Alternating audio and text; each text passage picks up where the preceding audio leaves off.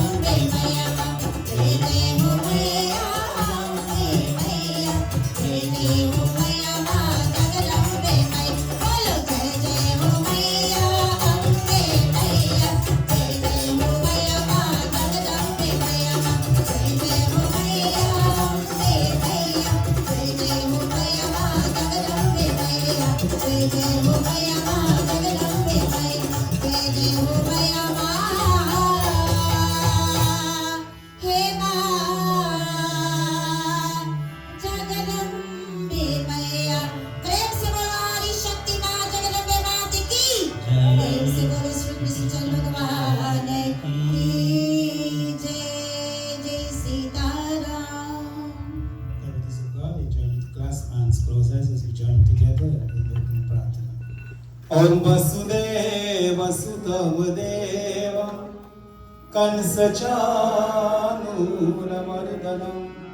देवकी पदमानन्दं कृष्णं वन्दे जगद्गुरुं।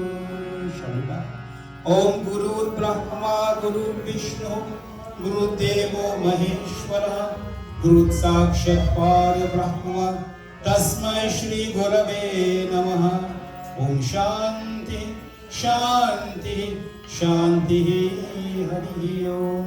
बोले धरती माता की जय, गोविंद भगवान की जय, गुरु महाराज की जय, व्यास भगवान की जय, सनातन धर्म की जय, सब संतन की जय। जय सीताराम। प्रिंस और वृंदावन बिहारी लाल की जय, व्यास भगवान की जय।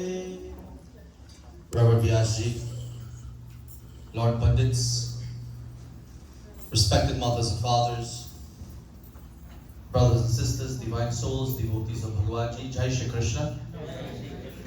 Once more, it gives me great honor and privilege on behalf of the children, the grandchildren, the great-grandchildren of Swargavasi, Devati and Ramkisun Rambhajan, to extend a very warm and cordial welcome to each and every one of you to this, the third and the concluding session of these 3 sessions of Bhagavad Gita, Katha and Puja in honor and to pay tribute to the ancestors of the Rambhajan family.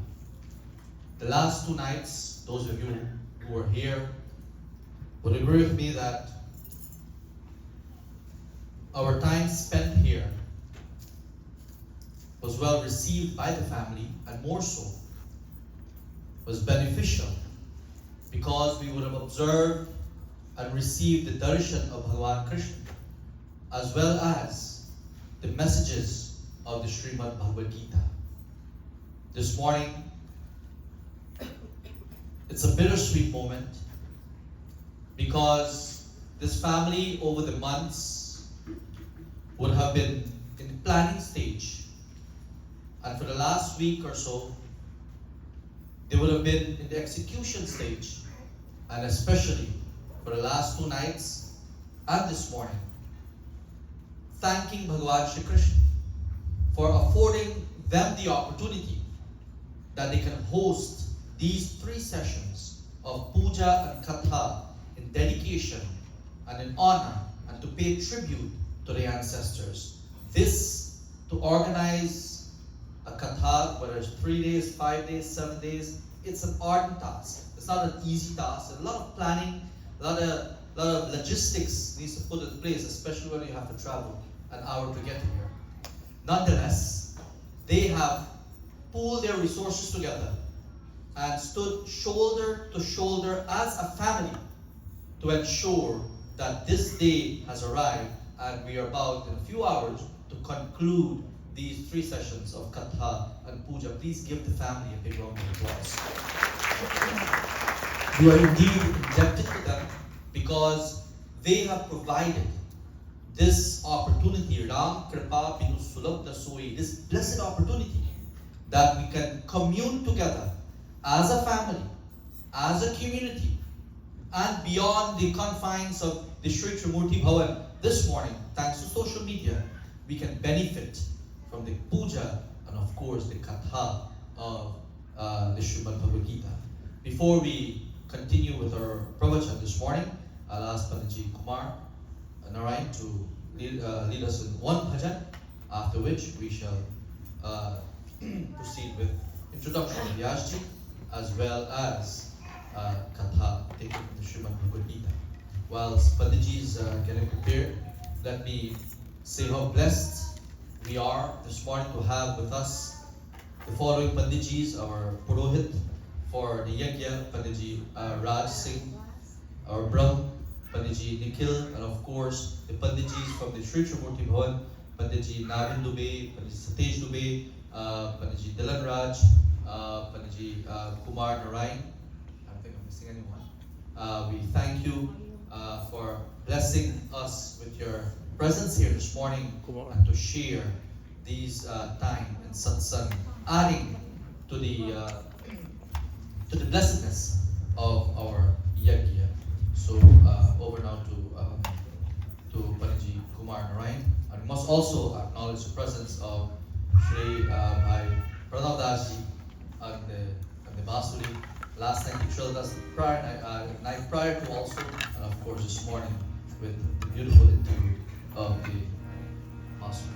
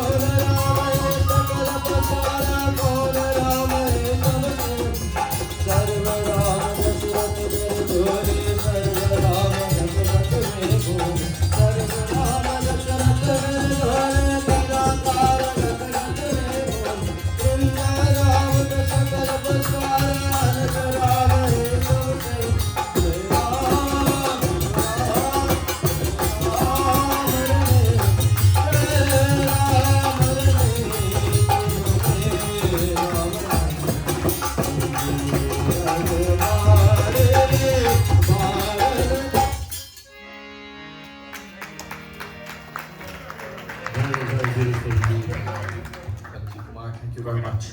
And to all our wonderful Gandharvis, all our wonderful singers and musicians that has been accompanying us night after night and this morning inclusive. On behalf of this family, we want to extend our gratitude and thanks for adding devotion to each session during the puja as well as during the katha. Once again, those of you who have joined us after my opening remarks, let me extend a very warm and cordial welcome to all of you to the Sri Trimurti Bhavan and to this, the concluding session of these 3 sessions of Bhagavad Gita Katha. This morning again, we are blessed and privileged to be in satsang Ram Kripa, the spiritual blessings of Bhagwan, to participate, to seek darshan as we gaze on these beautiful pratima, on these beautiful murtis of Bhagwan, and most importantly, at this time, to be ready to listen to the glories of Bhagavan Krishna taken from the Srimad Bhagavad Gita. The last 2 nights, we were thrilled with beautiful messages taken from the Bhagavad Gita, presented by our Vyasji, that I'm sure those of us who are here have left the confines of the Sri Trimurti Bhavan this Monday filled with at least one message that would help us, would enlighten us, and would make us a better person. This morning, I'm sure, on this, the final installment, it will be yet another inspirational and devotional message sourced from the Srimad Bhagavad Gita. The Bhagavad Gita is filled with spirituality as well as information that can enhance our life. Hence, I urge all of you to please sit in a very comfortable position and let us pause from all the thinking as much as possible of the mundane world. Focus your thoughts and mind on the lotus feet of Sri Krishna as we lend our ears to our Vyakta, to our Vyasji, our Dharmacharyaji, Panditji Chunilal Narayan. Much was said of him over the last 2 sessions and over the last years of his caliber, of his knowledge base, and more so this morning, we remind ourselves of how humble of a servant he is, not only to Sanatan Dharma, but how humble of a servant he is to Bhagavan. And for this, we must give thanks to his family, because most of the days, sometimes stretch of days, sometimes weeks, sometimes months, he will not be at home with his family. So we want to thank them in their absence. Please give them a big round of applause. We must appreciate that, because they are also making the sacrifices so that he can go out and propagate and promote Sanatan Dharma. This morning, our Vyasji is no stranger to any one of us.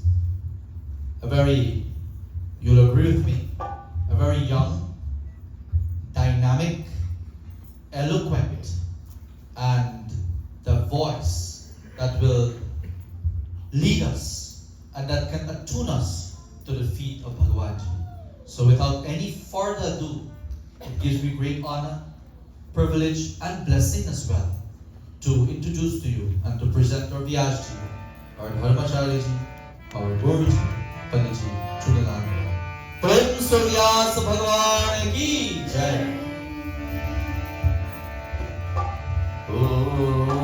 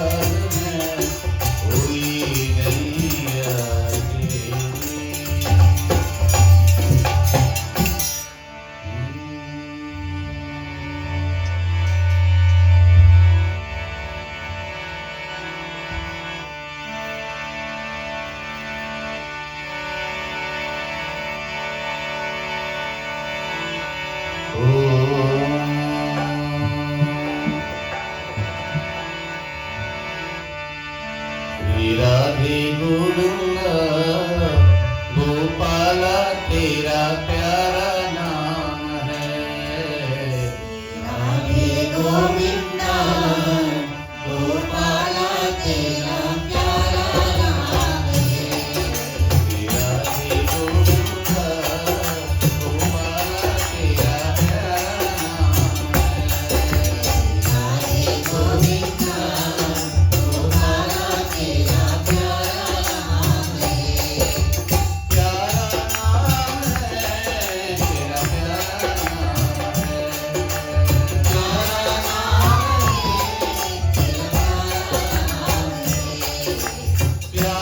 नाम है तेरा प्यारा नाम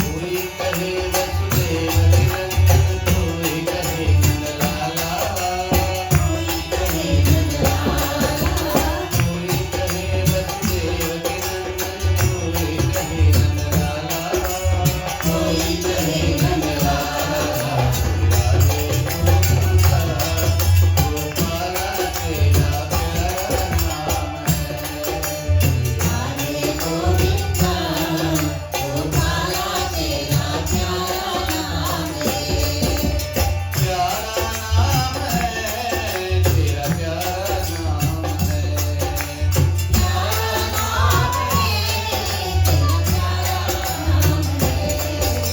प्यारा नाम है तेरा प्यारा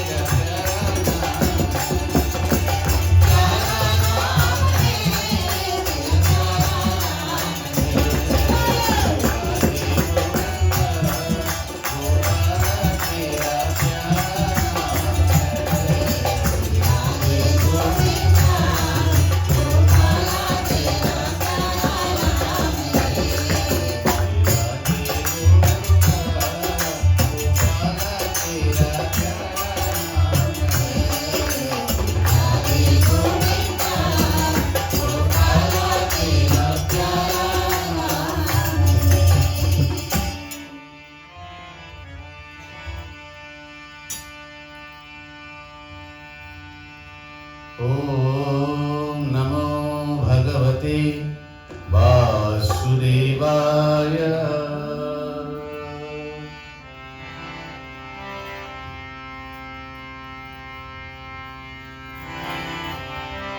हरि सुंदर नंद मुकुंद हरि नारायण हरि ओम। हरि सुंदर नंद Mukund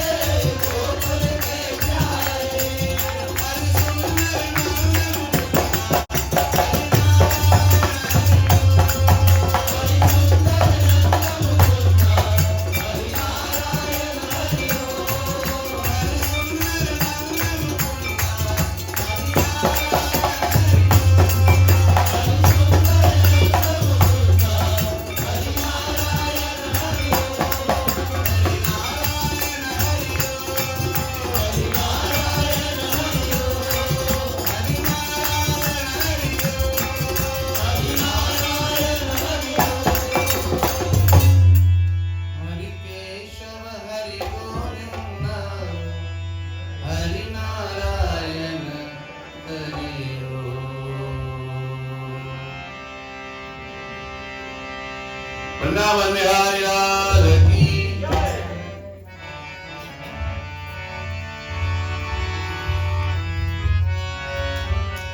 So we shall, as we have done Durga Puja this past Friday with his family, this morning we shall glorify Mom. This bhajan, all of us are devotees of the Divine Mother, so we seek her blessings as well, not only on behalf of this family, but on behalf of the Pitras as well, the departed souls. Let's focus our minds in lotus feet of Mom, in her colossal forms, and extend to her these salutations of love.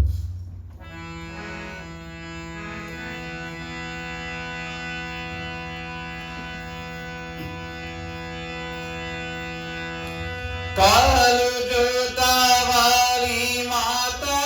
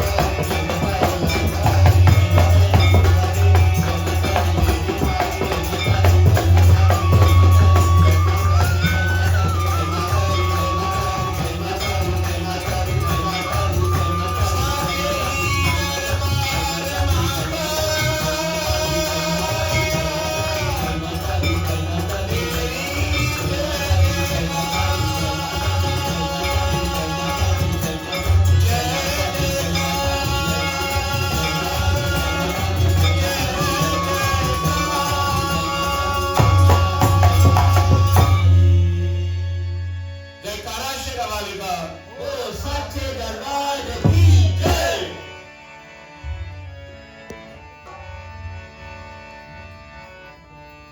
And our final bhajan this morning, before we bring you our message, we look at all these beautiful murtis of the Lord. You look at them not with fear, but with faith. Whatever form you may perceive the Lord, Tvameva Mata, Sapita Tvameva. Lord, you are my mother, you are my father. But besides mother and father, you are also my dear companion, and you are my most trusted friend. Hey Prabhu, mere param sakha,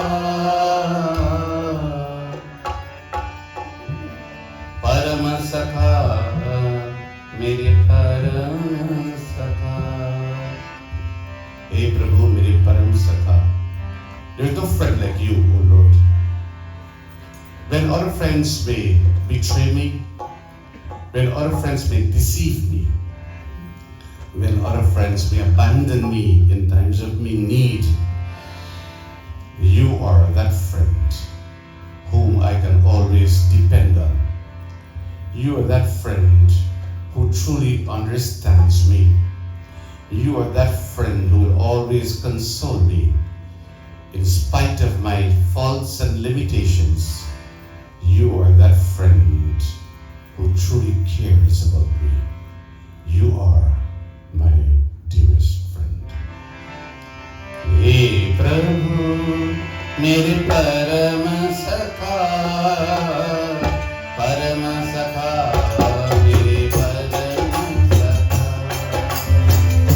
Hey Prabhu, mere param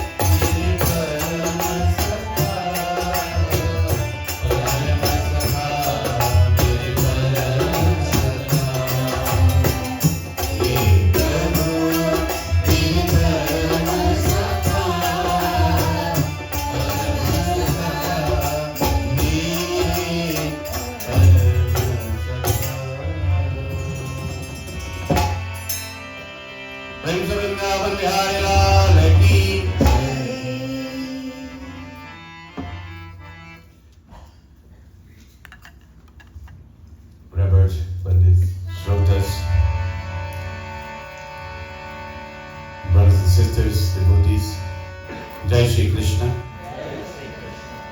Take this opportunity on behalf of our Yakarta to extend a very warm welcome to all of you here this morning at the concluding session of these 3 sessions of Gita Yagna, sponsored by the Bhajan family in honor of their late parents and other loved ones in this family who are no more physically with us, but whose memory still remains alive in their hearts, and hence this humble undertaking for this entire weekend to glorify them, to remember them, and to pray for the well-being of their respective souls. So this family has done very well in planning and executing this most cherished desire in their heart, and by hosting all of us as well to join with them in seeking the blessings of Bhagwan Krishna on their behalf and our own personal behalf as well. I would like you to put your hands together and give this entire family a round of applause. And we're applauding them because, not because they're expecting applause, or because they are looking forward to this, and that's the reason why they did it. They did this from the depths of their heart and with pure love and devotion for the feet of God. As I said last night, let this be an example to all of us that in our own way, in whatever way, it could be a smaller way, it could be a similar way, it could be a grander way, whatever way, we must always acknowledge what our parents have done for us, the contributions they've made in our lives, and how much they're responsible for where we are. And if you look back, in those days, you didn't have the technology available that we have today, things like video cameras and cell phones, that where you can actually have video clips and evidence of your infancy days and childhood days that we do today. You take these pictures and videos of the children recently born as they grow up, and you capture all the different phases of their physical and mental evolution. And when they reach like around 10, 12, 15, 20 years, they get a chance to look back at their childhood days. Well, this is a good thing, because if they manage to look back and see firsthand what mother and father have done for them over the years, it'll serve as a great, as a catalyst, and a great inspiration, and they'll think twice before you express any kind of gratitude towards your parents. But in those days, this didn't exist, but you can only imagine that when you were born and helpless, you are in mother's arms, and then you depend on mother to do everything for you, depend on father to provide for you, and little by little, day by day, in this very slow process, after all the sacrifices they've made, then you became you. You became who you are. You became an adult. And not only did they cater for your physical needs, but your emotional needs as well, and your mental and spiritual upbringing, all the values that they passed on to you, they instilled in you, so that today you can pass those on to your children and to the next generation as well. So for this, you have to be eternally grateful to the parents. So no matter what we do for them, you never repay them, able to repay them this debt of gratitude that we have towards them. And this is what his family has been attempting to do this weekend here, and that is to sit at the feet of God and thank the Lord for the contributions of the parents in their lives and for the entire family. Our Mataji, for example, she was not only a mother to her children, but she was a mother to her grandchildren as well, especially Nazim, who she personally raised as a mother would raise the child. And of course, when Nazim got ill, she was so distraught and so perturbed. And of course, when he passed on, you can only imagine her state of mind. So she's been there, she's been around for many, many years for his family. And so too, the late father as well, done his duty well as a father and as a grandfather. These were very special people who I happened to know during my lifetime, during a part of their lifetime as well, before they passed on. And they were very simple, very humble, unassuming, down-to-earth people who would do anything for their children and for society as well. And I'm pretty sure all those who have happened to know them in life would have something good to say about them. No one can actually point a finger and accuse them of any wrongdoing, because as far as I know, they were not that kind of people. They lived a very simple, a very humble, and a very dharmic life. And that speaks volumes. If they didn't raise the children the way they were raised, then the children wouldn't have thought it twice to dedicate this weekend in their memory. Because of the instructions and the values they received from the parents, that is what motivated them to sponsor this yajna and to pay the special tribute to both of them. So, my dear brothers and sisters, those souls are immortal, and they are still around, and they will continue to bless this entire family. This is a bond, a special bond, a relationship that has no end. Death cannot destroy it, regardless of how powerful death is, because generation after generation will carry not only the DNA of those ancestors, but the memories of the great times that they lived and that they passed on to everyone else. So this morning, we paid a special tribute to both parents, our Mataji, Devati, Rambhajan, and the Pitaji, father, Ramkisud Rambhajan, whose pictures are here, and you can see them there, the great souls.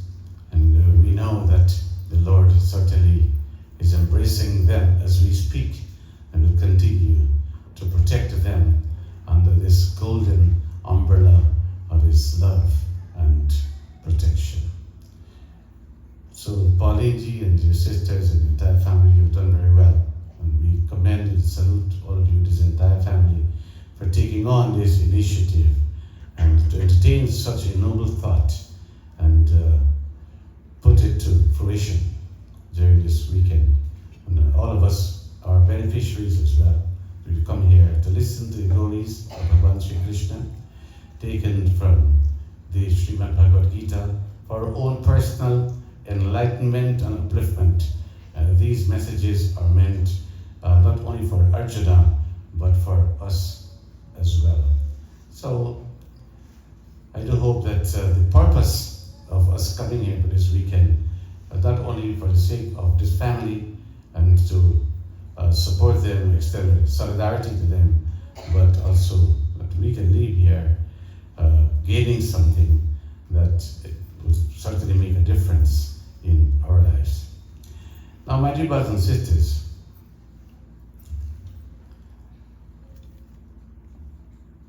on the first night of this yajna, we said that this Bhagavad Gita, a special text, is a condensation of the deep and rich philosophy of the Upanishads that was very articulately delivered to Arjuna against a backdrop of war, which is known as the Mahabharata War. And we also said that this war, by many, can be termed to be a very symbolical war, whereby these two forces that we speak of in terms of the Kauravas and the Pandavas, these are forces that dwell within us. And the battle of the Mahabharata is a battle of life. This body becomes the battlefield where this battle goes on day after day, where the clash of two forces become very prominent, and where we are expected at the end of each day to celebrate a victory And at the very end of this earthly existence, fly the flag of victory as well, to go back to where we came from victoriously, as Arjuna celebrated victory at the end of this battle. In order for us to celebrate such a victory, however, we must emulate Arjuna in the things that he did. And one of the things he did was, most remarkable, was to place Bhagwan Krishna in his chariot and says, "O Krishna, drive my chariot." Bhagwan Krishna became his charioteer. When you place the Lord in your chariot, in this chariot, then the Lord certainly will steer you to victory, because you allow him to assume the position of command and control over this chariot. When the Lord is in the driver's seat, you place him in the driver's seat and you let him lead you along, then how can you ever fail in life? How can you ever suffer in life? Because he is the giver and he does everything that is good for his children. He loves you more than you may think or more than you may expect. He loves you in spite of. And you can connect the dots. All our limitations, all our faults, whatever blunders are there, the Lord still loves you. You never give up on God. You know why? Because he never gives up on you. He believes in you. So you must believe in the Lord who believes in you. You trust in the Lord who trusts you. You worship the Lord who loves you. That is what Arjuna did. He trusted in Bhagwan Krishna and said, "Lord, you drive this chariot." If he didn't put his faith and trust in the Lord, he would have given him that very strategic position as his charioteer. So first of all, we must believe what the Lord can do for us, regardless of whichever avatar, whichever manifestation you may choose. First of all, you put your faith in the Lord. You know, remind yourself how powerful he is. Challenges will come in life, and challenges can be very exciting, can be very adventurous in life. And it's all about testing your resilience, testing your determination, testing your courage, testing your strength, testing your faith. See, if you look at the character of Hanumanji in the Sri Ramacharita, his journey was not without challenge. His journey was not without any eventuality. His journey was full of obstacles in every phase of the journey he embarked on, especially when he went to Lanka for the first time. You look at so many obstacles appeared along the way. Hanumanji's journey into Lanka is synonymous with our journey in life. As we traverse this journey, what you'll find that every so often along the way, you can relate what I'm saying to you this morning, obstacles do come. They come uninvited. They come unexpected. You never know when they're going to appear, right? You go to sleep tonight, tomorrow you wake up with a severe headache. It wasn't there when you went to bed. And you wake up in a more serious condition. You wake up without any strength in your body. You find it difficult to get out of your bed. Or you may wake up tomorrow morning and you get a phone call from some loved one and something goes terribly wrong with one of the members of your family and it disrupts your day. It could disrupt the rest of your life as well. These obstacles happen. Sometimes you go to bed and you never wake up yourself. All of these things are happening as we speak. So these challenges keep coming. I'm not referring to them as problems. I'm saying challenges. Because the problem is created by us. Your perception of the challenge you could refer to it as a challenge, or you could see it as a problem. Now, if you see it as a problem, then you must console yourself with the fact that for every problem there is a solution. That part of the problem is a solution. When the problem was created, the solution was also created. Like when a disease is created, the remedy is also created. The problem is to find the solution to the problem. So the solution is there. Now where are you going to turn to? You have to turn to the Lord. He has all the solutions to your situations in life. He will enable you to overcome these vicissitudes of life. He will enable you to overcome all these difficulties, because this is what he did for Arjuna. And he drove the chariot, and when Arjuna experienced that deficiency, there was Bhagavan Sri Krishna to provide that enlightenment, to give him that impetus to give him that courage that he needed at that time to move on, to move forward with his duty, and eventually for him to celebrate the success.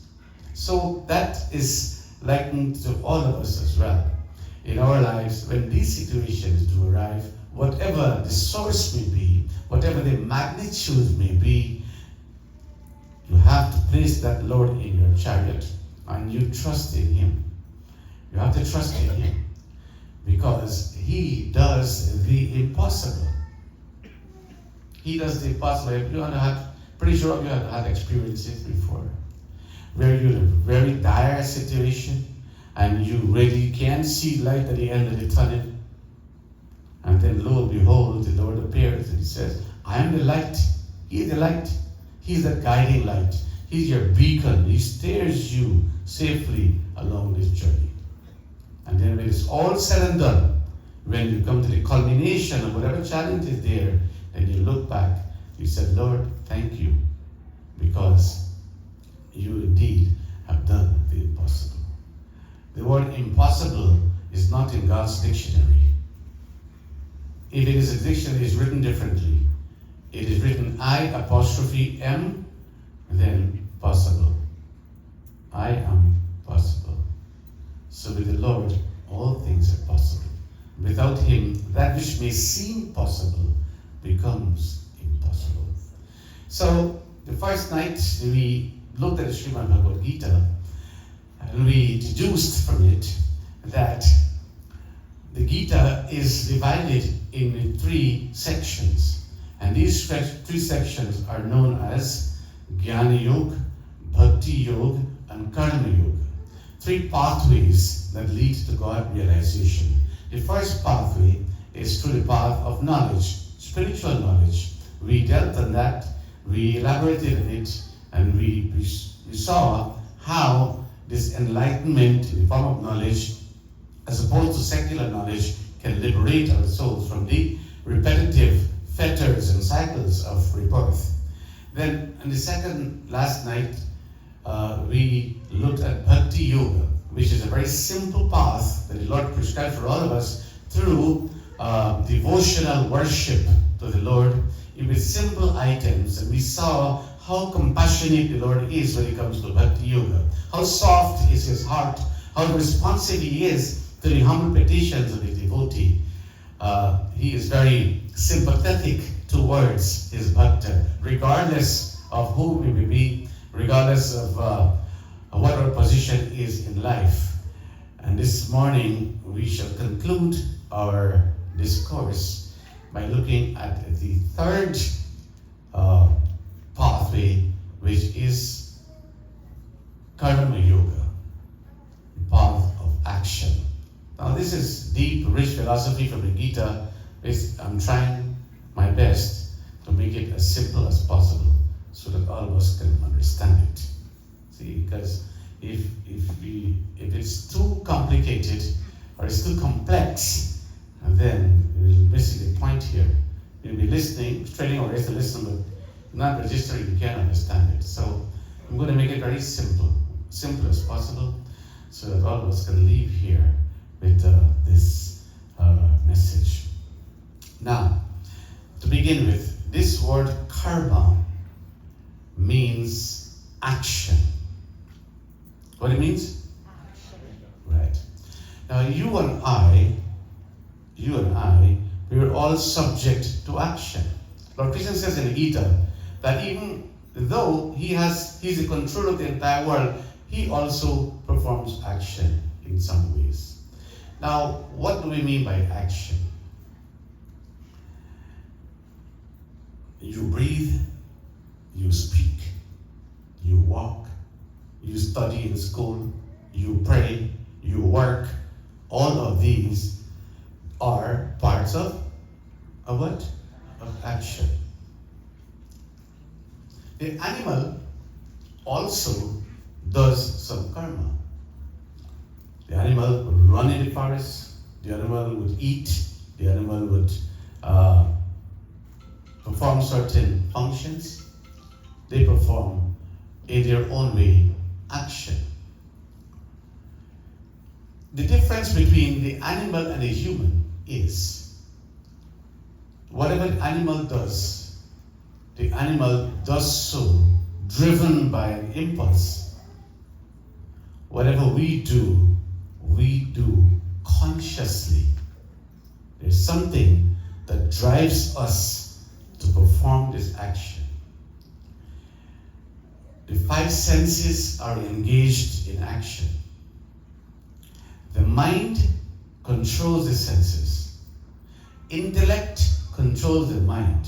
And above the intellect sits the Atman, or the soul. Karma, action, is also known as the law of karma. It's a law. And the law is described as the law of cause and effect. That for every cause, there's a corresponding effect. For every effect, there was an initial cause. Now let me break it down. Cause and effect simply means that for every action, there's a reaction. For every action, there is a reaction. If you throw a ball against the wall, it bounces right back to you. That's the reaction. For every action, there is a reaction. All of us, as human beings, we have control of our karma. Before you perform any action, you have the ability to think, to rationalize, and to make a choice or a judgment whether this action is the correct action or whether it is wrong, whether it's right or wrong.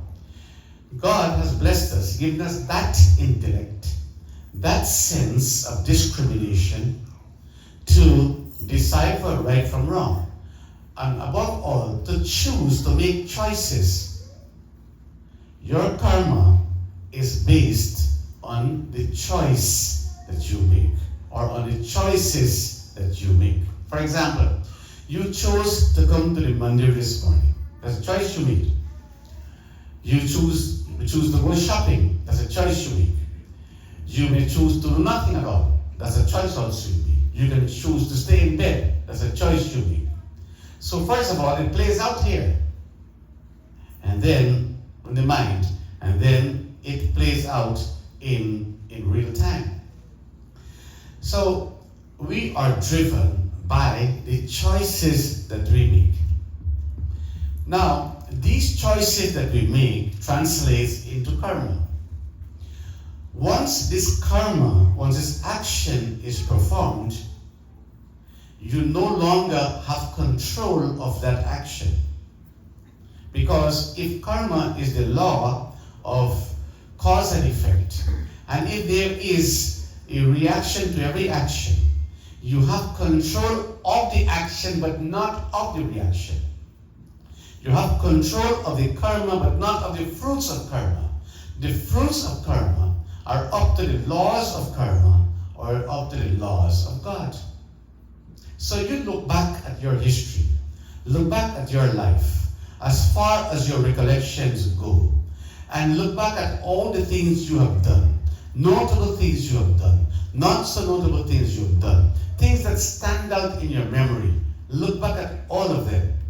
And then you realize one thing, that your karma is known only to yourself and one witness. One witness. He witnesses everything, who is the Lord. So your story of karma, your story of your actions is known by you and by whom? By God. Every action that you perform with this physical body, now remember this, every single action is recorded somewhere. Does not go unnoticed, does not go unheeded. It is recorded somewhere. Where? Well, there's someone who records it, and his name is Chitragupta. Chitragupta is the emissary of Yam, the Lord of Death, and he has the records of everyone. Regardless if you're a Hindu, it's not so many only Hindus perform karma. Every single person in the world, regardless whether you're a Hindu or you're a Muslim, you're a Christian, you're a Jew, or you're an atheist, even if you don't believe in God, you have to believe in karma. Because karma is applicable to everybody without exception. So your song tells us, Prani re, Prani re, teri karma kahani, teri aatma bhi jaane, Paramatma bhi jaane, teri karma kahani, teri aatma bhi jaane, Paramatma bhi jaane, hai chupega re prani, prani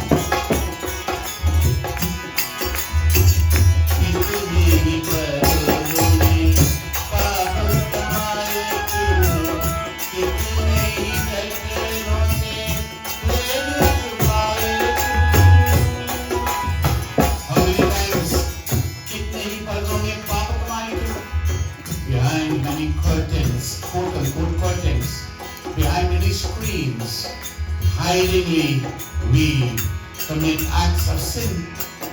कितने ही पर्वों में पाप कमाए, कितने ही जतनों में भेद छुपाए. How many times we try to hide secrets from others? कितने ही भेद छुपाए. हर बुरे की कहानी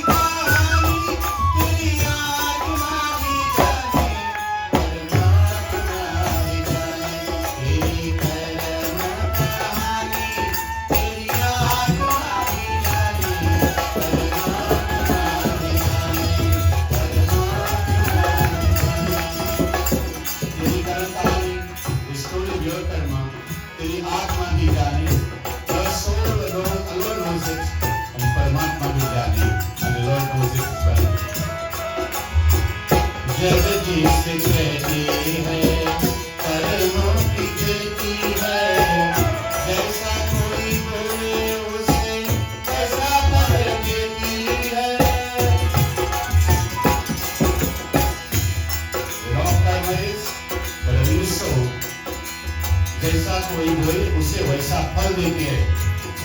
You shall certainly reap. जगती से कहती है कर्मों की खेती है, जैसा कोई बोए उसे वैसा फल देती है.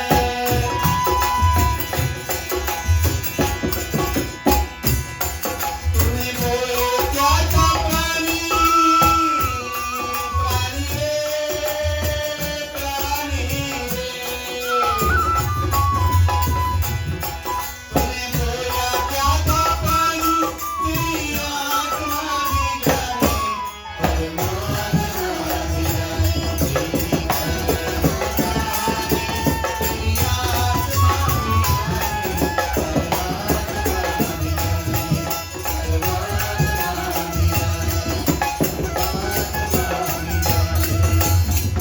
And the last verse of the song says, प्रभु के द्वारे तेरा आना ही बहुत है. How many times in so many words have you not approached the doors of God? प्रभु के द्वारे तेरा आना ही बहुत है, बोल के न बोल पछताना ही बहुत है. How many times do we not repent? How many times have we not arrived here in regret? पछताना ही बहुत है. जो है विपदा सुनाई प्राणी रे प्राणी रे. The witness or the witnesses to these lamentations. जो है विपदा सुनाई तेरी आत्मा भी जाने. और the आत्मा and परमात्मा. परमात्मा भी जाने. तेरी परम कहानी तेरी आत्मा भी जाने. परमात्मा भी जाने. परमात्मा भी जाने. परमात्मा भी जाने. So, this is the question. The question is, why does bad things happen to good people?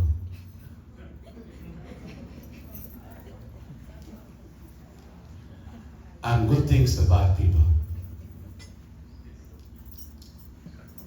That question was circulating a lot in the wake of 9/11. And many people try to answer the question.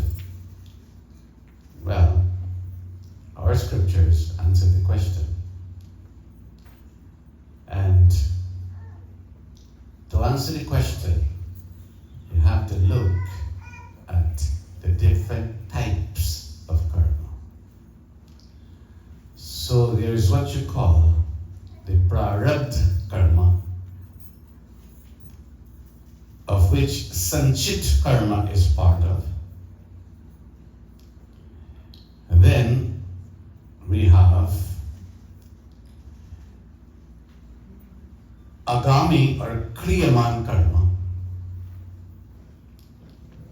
And then there is also nishkam and sakam karma.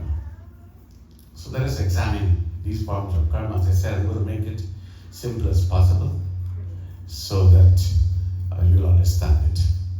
Now, karma and reincarnation goes hand in hand. One determines the other. We're all here in this world because karma sent us into this world. And you have to believe it, because if you look at a scenario like this, two babies were born at the same time, at the exact hour, same astrology governing at the time. One is born in the home of the king with a gold spoon in his mouth. The other is born in the home of the beggar, homeless and suffering, to experience hunger from the day it arrives on earth, and to suffer for many, many years on earth. Question is, why couldn't the beggar's son be the king's son? And why couldn't the king's son be the beggar's son? You see children born and you're so saddened born with suffering. And it's difficult to explain. You say, wow, this baby is so innocent. It's come to the world, didn't even commit a single karma. No sin, nothing. And look at the suffering. Sometimes the baby died also. Look at the suffering you got to go through. It is not fair at all. So these questions arise in the mind. Now, scriptures tell us that each of us have what is called a prarabdha karma. Prarabdha karma is like a bank account you have, an account you have. This prarabdha karma is the accumulation of karma that you have performed, not in this life, but in lives before this one as well. So you come back, when you come into the world, you not necessarily come with a clean sheet. We come into this world here, we brought baggage also with us from the previous birth. Now that could extend over several births, not only previous birth, it could be the previous and the previous and the previous one. If the sentence is, you're going to take 6 lifetimes to exhaust the fruits of these sinful activities, then 6 lifetimes it will be. Sometimes God, out of his mercy, sometimes a child is born. and then the child just lays a few days, and then the child just departs. You say, well, this is not fair again. This is so unjust. But if you look at the bigger picture here, we're not justifying this by any means, but you try and find an explanation to it, in that lifetime will have to go so that the next birth, you could expedite the process. Expedite it in such a way that these negative fruits could be exhausted, and then you could ultimately come out of this cycle. So this prarabdha karma, we all come with. We were here before on earth. It's not the first time we're here. We were here before. And before that, we were also here as well. And before that, we were also here as well. And each time, each birth, each lifetime you come to the world, you perform karma. And the fruits of those karma go with you where you go. And you come back, you come to exhaust those fruits. And it is good also it's also true for the good. Good and bad alike. The fruits are there. You cannot avoid the fruits. The fruits are there. So you have to reap these fruits. So that is prarabdha karma. With the sanchit karma is part of it. So like you do good things, you go to the mandir, you give charity, you pray, you live a very good life, and still bad things happen to you. And you say, am I saying the right prayer? Am I following the right religion?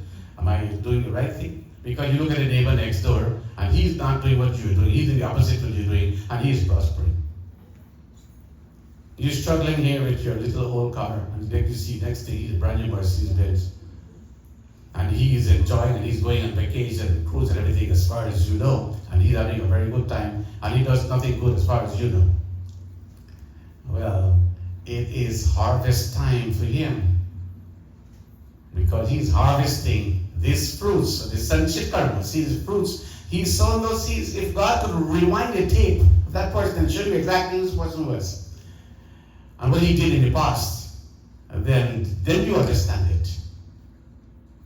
That does not mean that it should be a deterrent for us not to keep doing what we're doing. Our harvest time will also come one day. So, and this earth school, as it were, here you harvest both good and bad. You see, a heavenly existence you experience here, and a hellish existence as well. All you will find right here on earth, because on this earthly plane is where we come and we enjoy and suffer. Now, so you come with the results of your past karma. But the Lord has given you this human body so that you can perform what is called agami or kriyaman karma, which is your current karma, what you're doing every day. So the scriptures tell us that these karmas that you do can negate or can reduce the impact or the effect of cumulative negative karmas accumulated over several. That's where God comes into the picture. That is where prayer comes into the picture. That is where His mercy and compassion comes into the picture. The Lord, of course, He can exonerate you from all the bondage of karma that grips us birth after birth with a relationship with the Lord. He has that power. In other words, as we know, as you understand it, as a presidential pardon. The president of the country has the power, and he can redeem anybody who has been incarcerated for any crime committed. He has that authority, and no one can question it because he has it. That belongs to him. So likewise, the Lord, He can reduce or remove the fruits of these negative karma by us performing what is called kriyaman karma, or correct actions. Now, when it comes to this karma, there's one verse of the Bhagavad Gita here, in verse 47 of chapter 2, where Bhagavan Krishna, and he instructs us as to how we must perform karma. And he writes, Sharanagati ke kripal hari, Sharanagati ke kripal hari,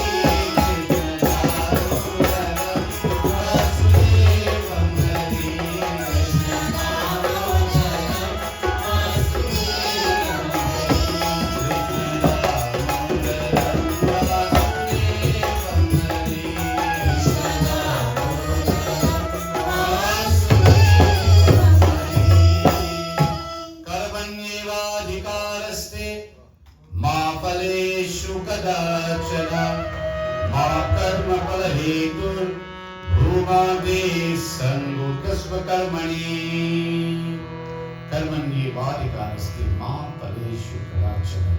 Lord Krishna is teaching all of us here. This is the right course of action. The right course of action is karmanyevadhikarasti ma phaleshu kadachana. This is called nishkam karma. Nishkam karma means selfless action.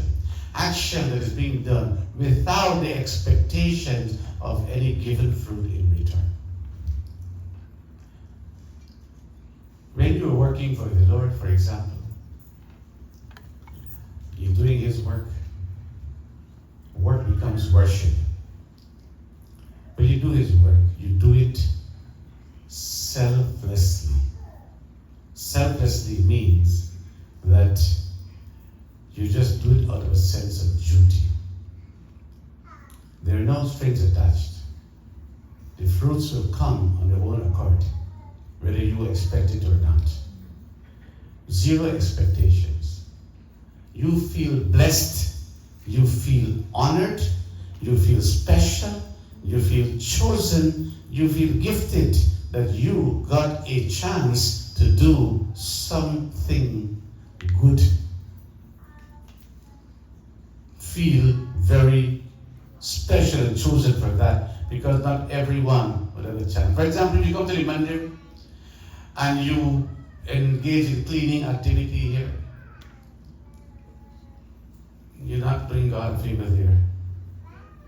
God chose you, God is doing you a favor by choosing you and giving you a chance to do some good karma. You're not going to say, Lord, well, I'm cleaning this mandir because. No, that because is non-existent. Or I'll do this unless these words don't apply. I'm doing all of this out of my heart, out of a sense of duty. Feel blessed. There are so many millions of people around the world who long for an opportunity to serve. Think about it. There are so many millions in hospitals right now, lying on the hospital bed, who would long to get out of there to do something good. But unfortunately, they're deprived of that opportunity. When the opportunity comes, my brother, many times you have to create the opportunity as well. When it does come, you get a chance to engage yourself in these kind of karmic roles, my dear brothers and sisters, do so with and from the joy of your heart, without any form of expectation in return. Leave the fruits up to the Lord. There is no good deed that ever goes unrewarded. There is no bad deed that ever goes unpunished. This is the law of karma. Bhagavan Krishna says in chapter 13 of the Bhagavad Gita, in the first verse, he describes this process here to Arjuna. And he says that, oh Arjuna, and this makes a lot of sense. He says, Idam Shriram Kaunteya Kshetravidyam idhiyate etadyo veditam braho kshetravyam titadvida.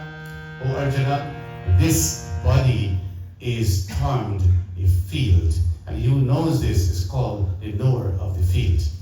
Now, what field are we talking about? You could describe this in many ways.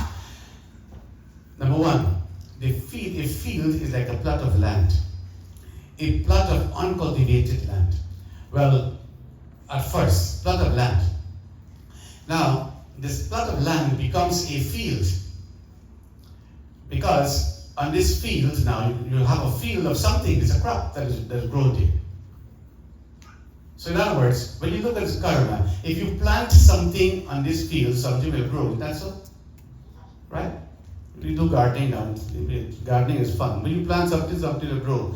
Now, if you don't plant something, something will still grow. What is it? Weeds, right? Now, let me ask you a question. I'm into gardening myself. Do you ever have to fertilize these weeds? Don't you see they grow much healthier than the plants? And it's difficult to extricate them from your garden. And you got to keep on top of it all the time because you put it out today, tomorrow, and you want to appear. This is the field. The weeds are here. These weeds are calm, growth, mud, mold, low. All of these are the weeds. Lust, greed, anger, hatred, jealousy, all of these are weeds. They come uninvited to this garden, to this field. And then once they take root, to uproot them is not easy. And you got to keep on top of this. Make sure when you uproot it, it don't come back again. Because if you allow them a chance to grow, what happens? What are you going to end up with? A garden of weeds.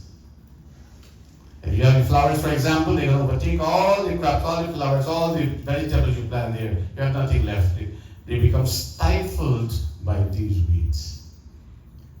One Krishna says, this body is this field. And you have to cultivate this field. You have to uproot all of these harmful weeds from this field. Because on this field, what you sow, you're going to reap. You're going to reap. You reap exactly as you sow. And on this field, you plant, you put the plant down today, and you want tomatoes. Tomorrow you want tomatoes. But Mother Nature says, no. Put the plant down there, water it, nurture it. It'll take its time. And at the appointed time, then you'll get all the tomatoes you need, you want out of the tree. Which means that you reap later than you sow. Now there are two different types of crops. There's short-term crops and long-term crops. Short-term crops, you're going to get the fruits sooner. Long-term, you get them later. But the fruits are there. You must harvest those fruits. That is karma. You sow the seed, you reap the fruit. Sometimes the fruit is very sweet. Sometimes the fruit is bitter. Depending on the seed that you sow. When the fruit is bitter, don't blame God. Don't blame your neighbor. Don't blame anyone. Who are you going to blame? Don't blame Mother Earth. So paranta dukha pavai sida dhuri dhuri pachitai kala hi karma hi ishvara hi mithya dosh lagai. Instead of pointing fingers at everyone, turn back the finger to yourself. We are the ones responsible. We are that driver's seat here. We are the architects of what becomes of us. So, in this field here, you reap what you sow. You reap later than you sow. And then, when you plant one little tomato plant there, if that tomato tree were going to grow and give you one tomato, how are you going to feel? You said, oh no. All this labor here just for one tomato. There's expectation you're going to get many from this, right? And that's so. And the tree bears 100 tomatoes. Aren't you happy? You're very happy. Wow. I planted one plant and I got 100 fruits in return. Beautiful. But if that is true for the good, it's true for the bad also. So you reap more abundantly than you sow. Good and bad. That is law of karma. That is how it operates, my dear brothers and sisters. Now, this word destiny. Destiny is something that we use very often. Something good is happening, it is the destiny of this person. Something bad is a destiny. So destiny can be seen in this context here as something that happened by chance. My dear brothers and sisters, there's no such thing as destiny. What destiny is the result of your karma. You call it destiny. Whatever you're enjoying, you earn that. Whatever you're suffering, you also earned it. You call it destiny. Every person here would have their own personal experiences when it comes to suffering, when it comes to enjoyment in the world. Because all of this you can attribute to the seeds that you sowed in the past. So again, you have control over your thoughts. You have control over your words. You have control over your actions. Once happened, they cannot be retrieved anymore. Once the action has happened, you cannot retrieve the fruits. Those fruits are up to the laws of karma. So knowing this, As intelligent as we are, as human beings, my dear brothers and sisters, the scriptures all exhort us to make the right choices, to choose well, to think well before, as they say in the proverb goes, look before you leap. Look before you leap. Think before you act. Because every action has a consequence. Every action has a consequence. And the consequence can be favorable or unfavorable, depend on the action. This morning you've made a great choice. The choice to come to this Monday, to be in satsang, to listen to the word of the scriptures, to pray, to have the darshan of Bhagwan, to leave here feeling blessed. This time that you spend here also yields its corresponding rewards. If you choose to do the opposite of this, that also has its consequence as well.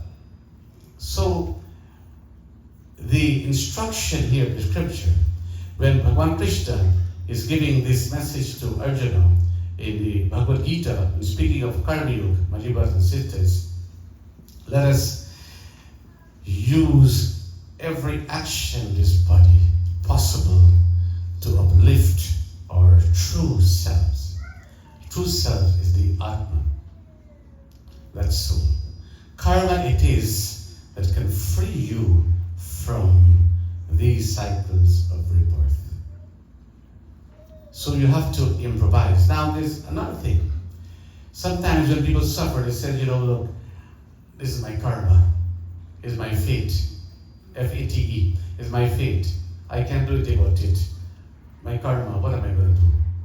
And you feel hopeless, there is no hope now because you got to go through all this suffering cycle. Now that is true, but still not true. Yes, you are suffering the fruits of your karma, but something can be done.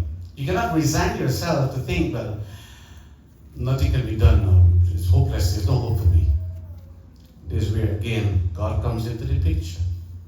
And by forging a relationship with the Lord and surrendering unto Him, now He controls all of this. He's the controller of all these fruits. He's the controller of your destiny. He's the controller of all that happens here. And if you are a true bhakta of the Lord, and like Valmiki was, he performed some bad karma too. Then came a point in his life when what he did, he surrendered to the Lord, to Sri Ram. And he, as unintelligent as he was, and he repeated the word Ram Ram backwards, he found redemption at the feet of the Lord. All those, the sins of this past karma were eventually washed away because of the power of the name of God, the power of His devotion as well. So there is hope for all of us. We should not walk in despair and try to convince ourselves, well, it's hopeless. You should allow him to take that thought once. When he says, we look back at his life, all the sins he's committed, he said, there's no hope for me. So the best thing for me to do is to die on the hands of the Lord and go wage war with Him. That's what he concocted, that ploy that involved the actual abduction of the child from Mother Sita and subsequently the battle with Sri Ram, during which he was slain by Sri Ram. And of course he ascended to higher plane. So we still have time on our side. Whatever amount of time, we don't know, but I think is a lot of, we still have a lot of time. All of us who are here, we still have quite a few years more to go. And think of how many good action, good karma you can perform with your time. Do something remarkable. However simple it is, however insignificant it may be, that can cause change, positive change in the world. If you can change one person by changing yourself, if you can impact the life of one person, if you could put a smile on one person's face, if you can make a contribution to one person's life, it'll go very, very far away. That can have a ripple effect and it can change the world. It's like if this entire world is in darkness and you are that single diya, single lamp that is lit. And there's so many unlit lamps around you. And you can share your light with a second diya, and with a second one, with a third one, and the third one with a fourth one. And then by you sharing your light with one person, with that one second diya, the entire world becomes illuminated. Because one person, you have made a positive change that have impacted, changed the entire world for good. One person has the ability. We all have that ability. We can do something remarkable, something significant in one person's life or in many persons' life, and it goes very, very far away. Then when you leave the world, my dear brothers and sisters, you will have left something of value behind. By your karma, you haven't lived your life in vain. You didn't waste or squander your opportunities as a human being. Leave something behind for posterity. Leave that something of worth. Be like that pencil. Leave your mark behind. It will endure many, many generations, ages. So many names are prominent, inscribed in the pages of history. Names who become great inspiration to these times and times to come. Like Mahatma Gandhi, like Martin Luther King, like Mother Teresa, people who have come, Nelson Mandela, who have come to the world, who have made a difference. With a simple life they live, but with their belief and so many souls that they managed to touch along the way. Leave something behind. Work for the Lord. Work without expectation. The fruits in return. Those fruits will come abundantly to all of us. So when we speak of karma here, my dear brothers and sisters, is the message of Bhagavan Krishna is teaching all of us here in the Srimad Bhagavad Gita. You don't have to be smart.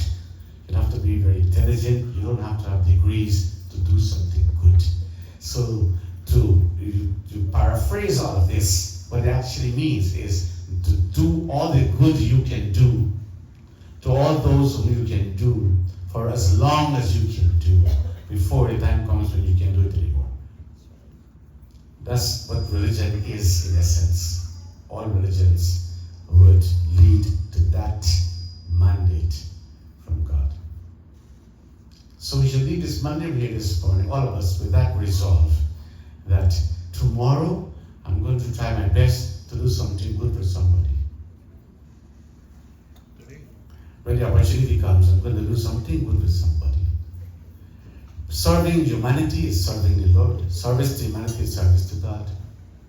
Then if everybody on this planet wakes up with that thought, then all these weapons of destruction will remain right where they are and rot.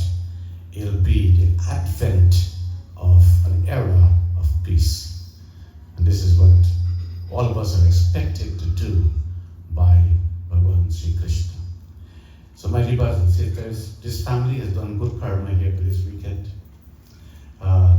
Sacrificing themselves, observing, fasting and everything, and do something for the parents. Now that is remarkable, and it goes very far away.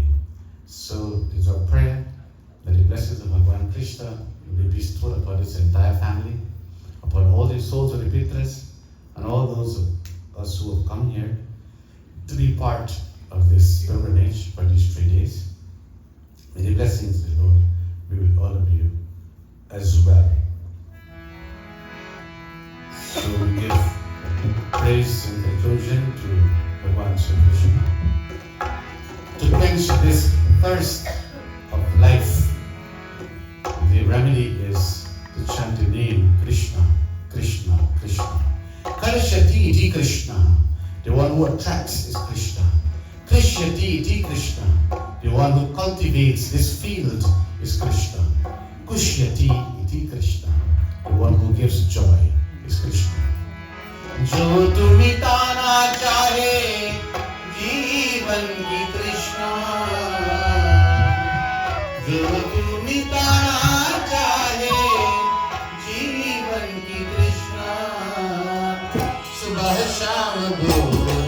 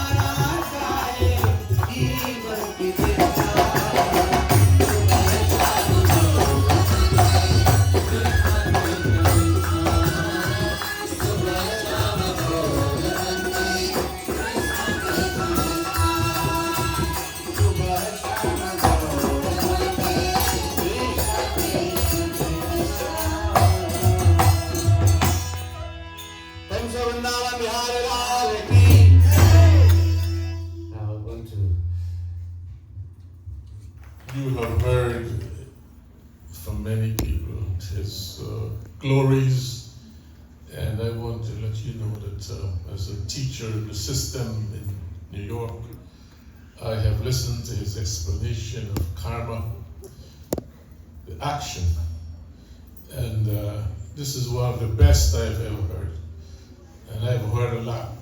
So give him another big round of applause, please. Because the law of karma is very complex, as he said, extremely complex, difficult to understand, and Krishna in the Bhagavad Gita breaks it up, and what the Dharmacharya did was to break it down even further. So that it became very simple, so you all can understand it. Even the child sitting here know that why good things happen to bad people. That's a perennial question. And today we have had a beautiful explanation. So we want to thank him for all his services that he does all over the world, including South Africa and other places, Ghana, Botswana, and the list goes on. Because wherever he goes, he takes Trimurti with him in his bosom, takes a piece of Trimurti, and people appreciate this. And as Pandit Ganesh so rightly said last night, sometimes we take these things for granted, and we should not.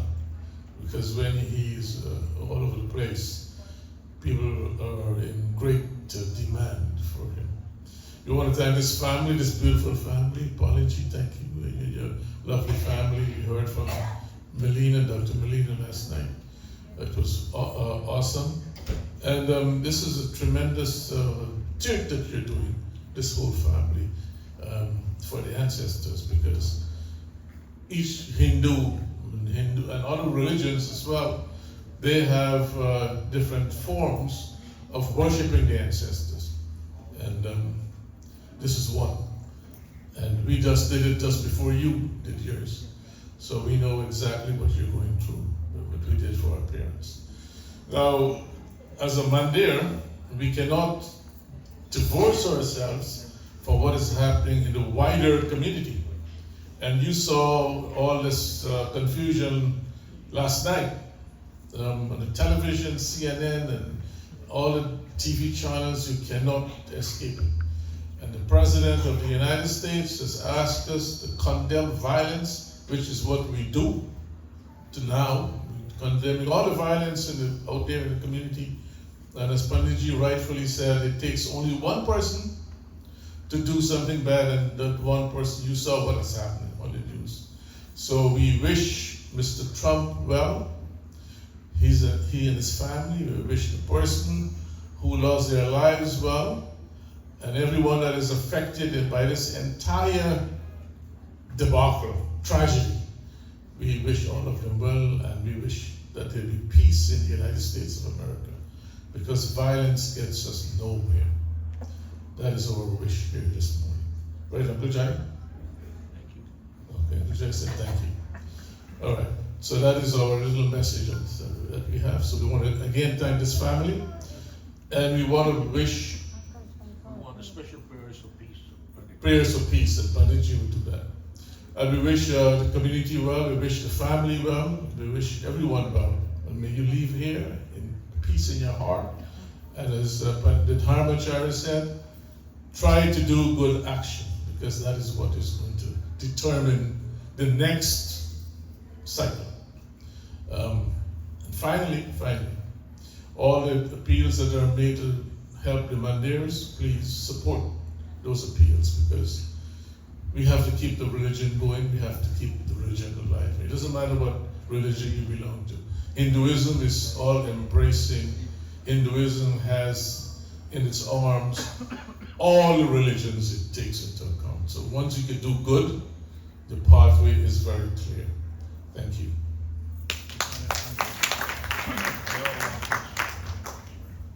Special prayers. Prem Survyas Bhagwan Ki Jai. Thank you all very much for spending time here with us this morning. We want to thank our Vyashi for such a dynamic and scholarly presentation, if I may, and the Karma Yoga source from the Srimad Bhagavad Gita. Please give him Another big round of applause. And I said to him some time back, and I'm going to say this again publicly, hopefully we can catch on. I think we need a podcast going in the near future, sooner than later.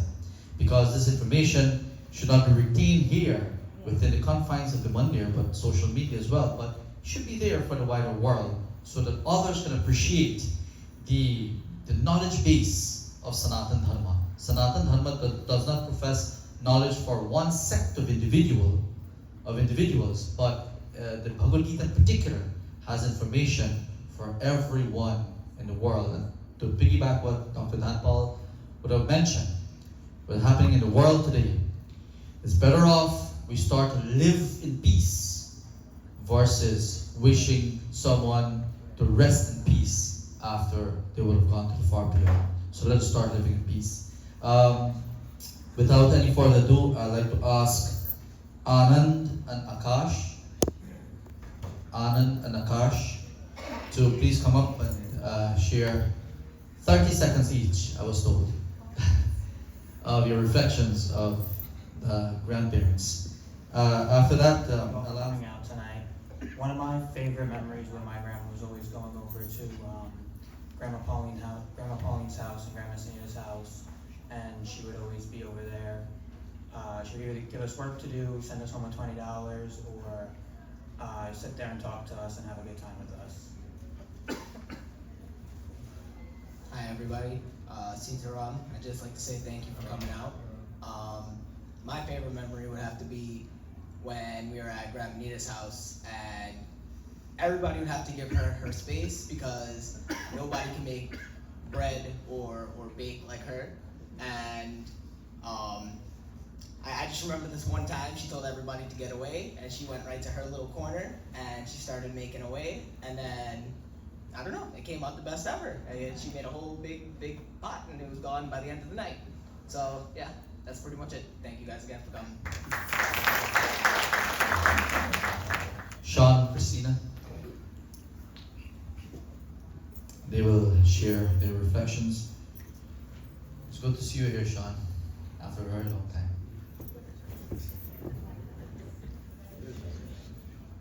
Coco is a Disney story about the Mexican Day of the Dead.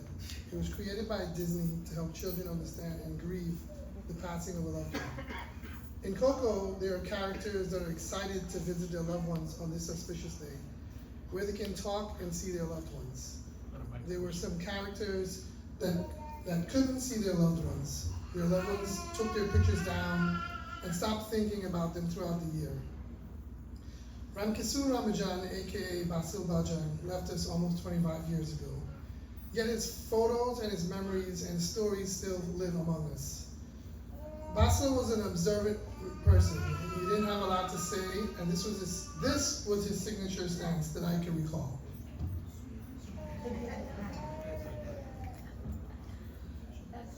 He took in everything going on around him. When I was 13, I used to move my mother's car back and forth in the driveway, and my grandfather would just stand and observe.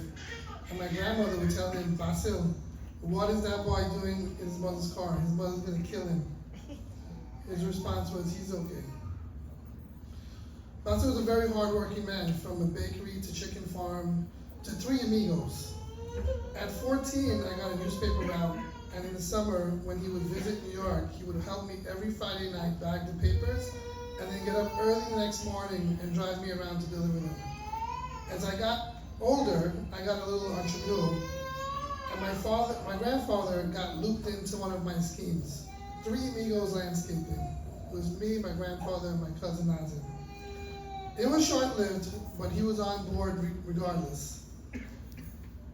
But he wasn't the one that saved me from getting licked, though. That was my grandmother. And I'm not saying that was bad. It's like the Russell Peters skit with the Jamaican dad. "Hey boy, come here." Like I get a knock on his head. "What's that for, Dad?" "Just in case." She was hardworking. He was hardworking, but she had the brains of the operations. She was sharp and political when needed to be. I think you have to when you have so many children and grandchildren. Her stories and her enjoyment telling them is what I miss the most. She loved to get the kids together and tell them stories of myself and my cousins growing up. My favorite story is one from Guyana as a child. I was not supposed to touch something, and I did. And my uncle was hitting me on my left hand, and I was crying. And as I was crying, I said, "It's not this hand, it's this hand." But as I said earlier, she was sharp. One Christmas we were playing the White Elephant game. She sat quiet in the corner. She was the last player, and she sat, observed everything that was going on, and in a shocking surprise, she stood up at the end and chose the most wanted gift of the night. Everyone was like, "Wow, Grandma."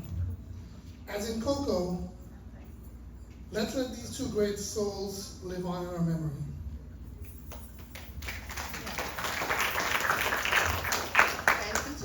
I'm Christina, one of the granddaughters of the arti and Rambhajan.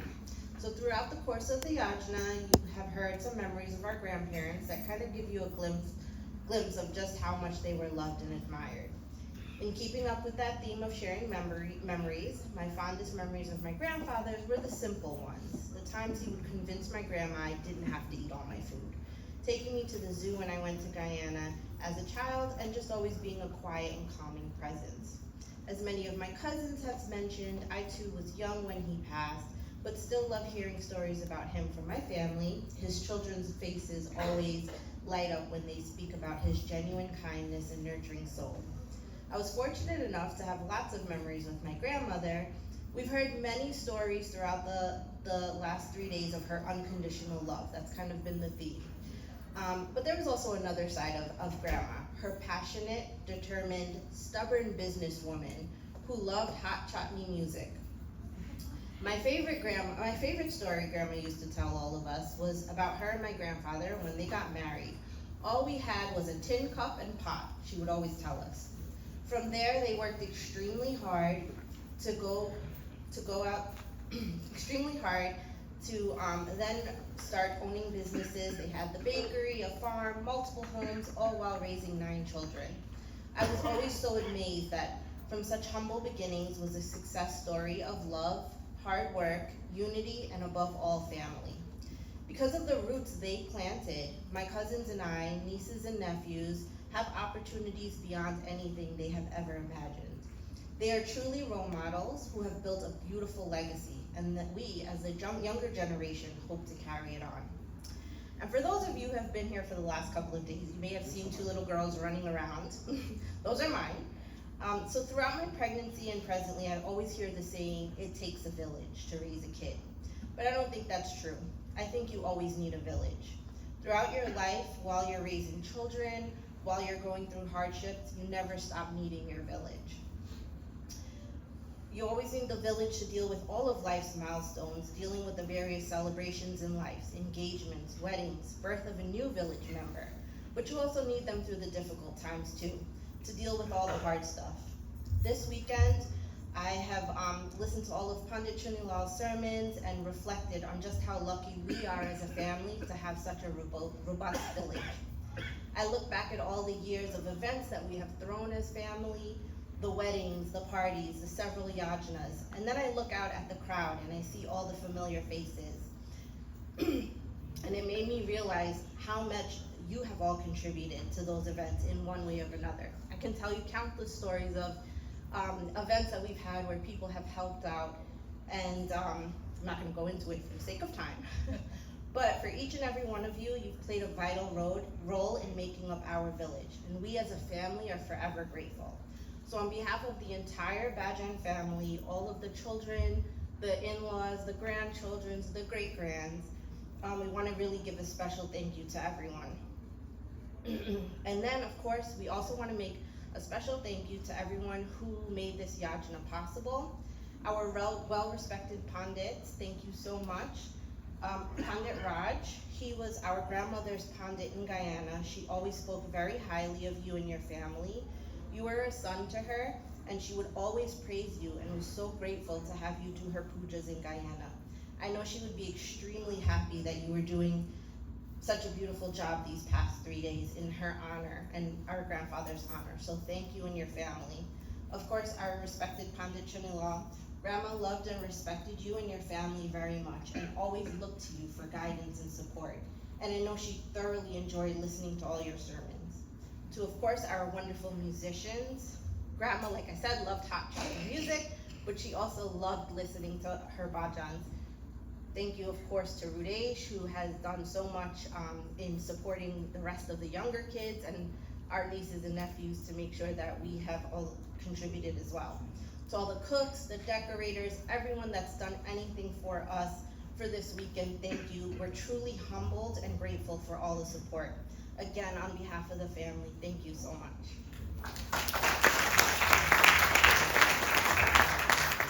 Thank you both for those thoughts and for partially moving the vote of thanks as well. Last but not least, we'll ask Sunidri to please come forth and share her thoughts, her reflections, and the sentiments for the preparations over the last few months as well. And as I said last night, they have done a marvelous job at putting everything together in such an articulate manner, all the T's crossed and the I dots, including tablecloth and tables. That's a little joke we can have. Sit around, everyone.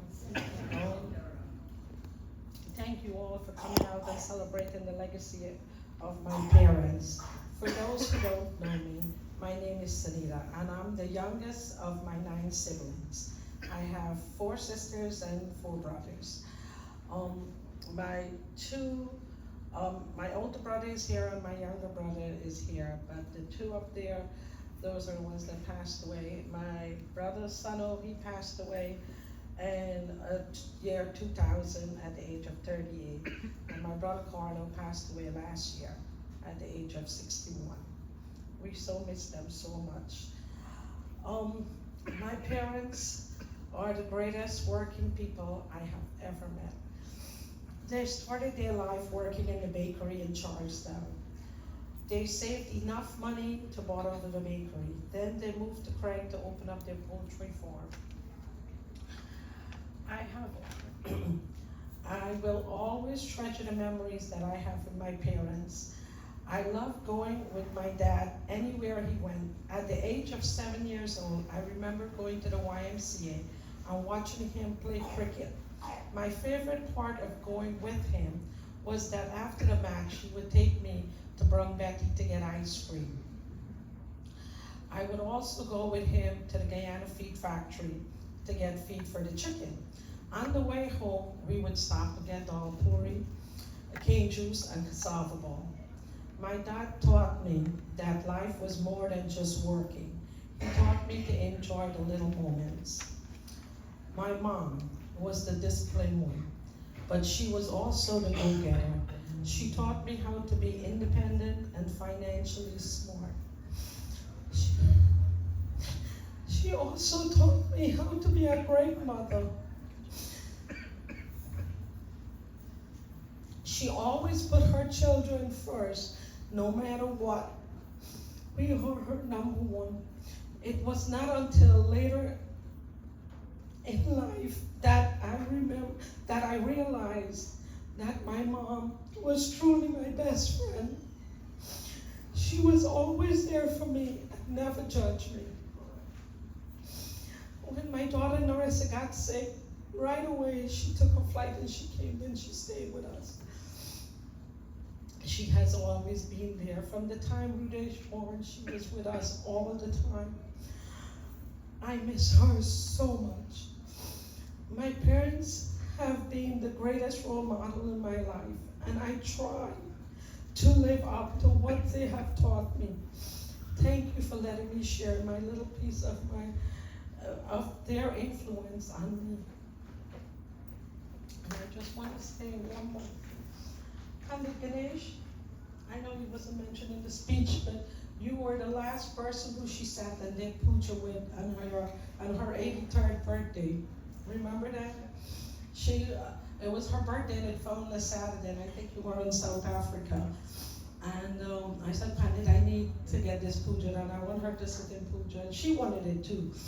And she said, no problem. And you were there to do it. So thank you so much. And of course, you're her favorite too, Pandit Shamila. She listened to all of your music. She loves to listen. Anytime we get into the car, she said, oh, put on the CD, put on the radio, put on the CD. And I'm like, what? What do you want to listen to? And of course, it's your music that she wanted to listen to. Pandit Raj, thank you so much for taking care of our mom in Guyana. I know you would tell her, don't go buy anything, you would take care of everything, and she really appreciated it. Thank you so much. Also, thank all my family for coming from far and near. My 2 cousins came from Canada. Also, our neighbor, Merlin from Guyana. You were one of her big daughters too, because you always took care of her. We were over here, but trust me, she would tell me that, oh, this girl sent over milk for me, fresh cow milk, all the fruits and vegetables that you would take over for her. So thank you for taking care of even your late husband, Nyland, that took care of my dad too. You always looked out for them. Thank you so much. Thank you, Jean, for coming. I know you made it a special attempt to come from Florida. Thank you. Thank you all, because without you guys being here, we can't do this. So thank you, everyone, for being here from the bottom of our heart. Thank you. Thank you very much, Sunitaji.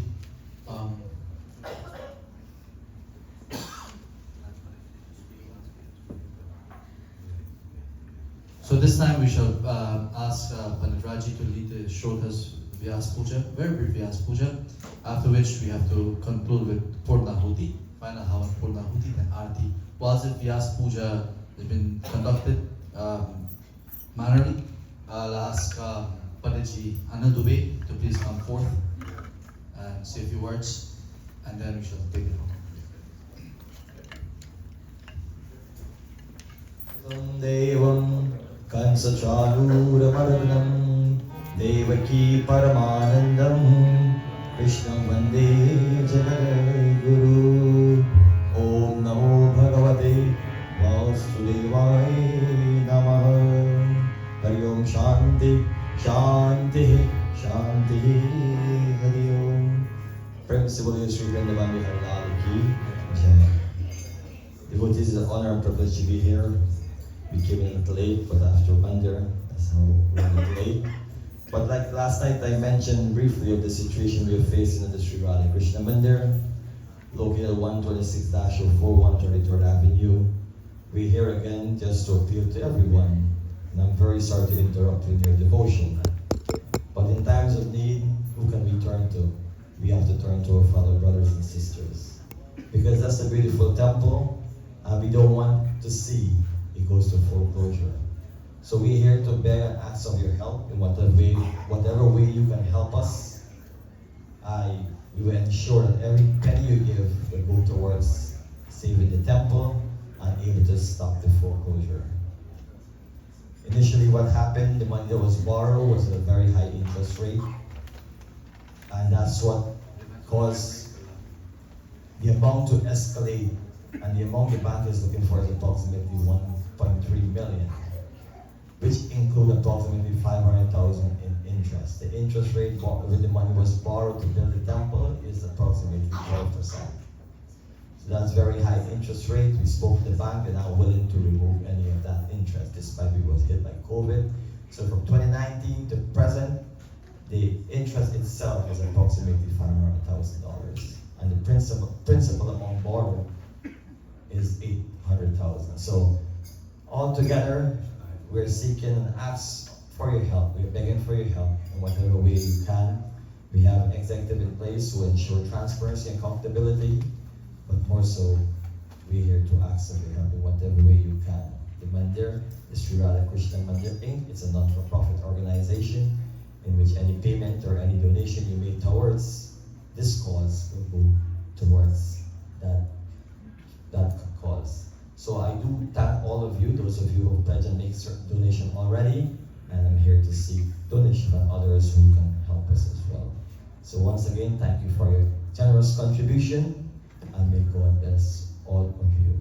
Hari Om, Shanti, Shanti, Shanti.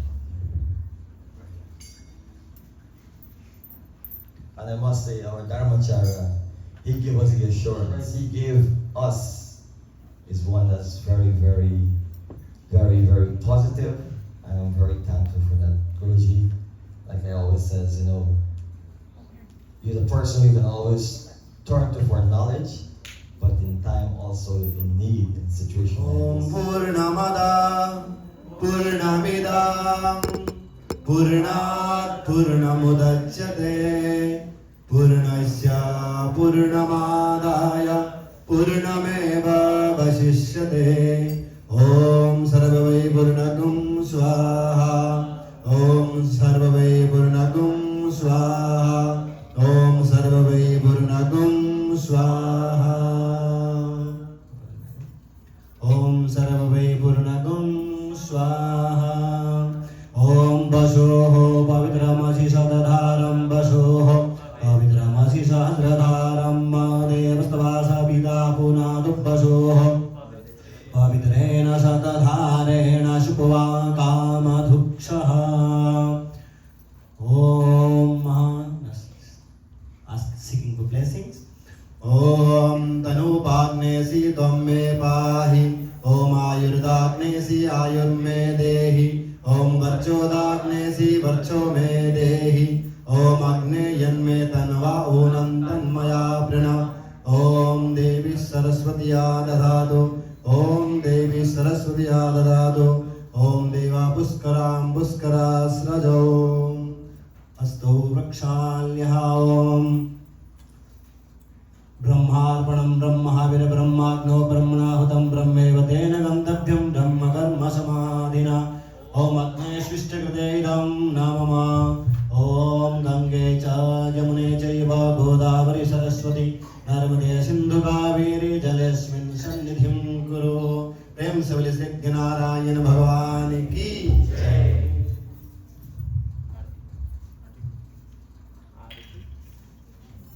Just before we stand for arti, so Agni Prajam Bahulam Me Karot Bandam Vayo Vedo Asana Sudhatta प्रेम से बोलो श्री कृष्ण चंद्र भगवान की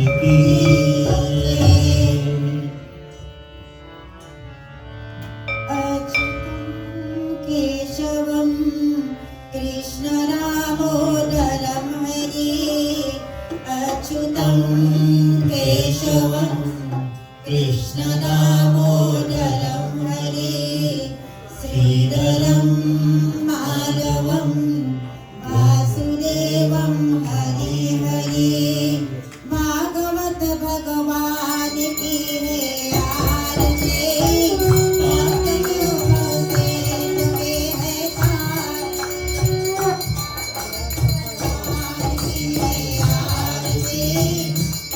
के हृदय में है आरती अच्युतं केशवं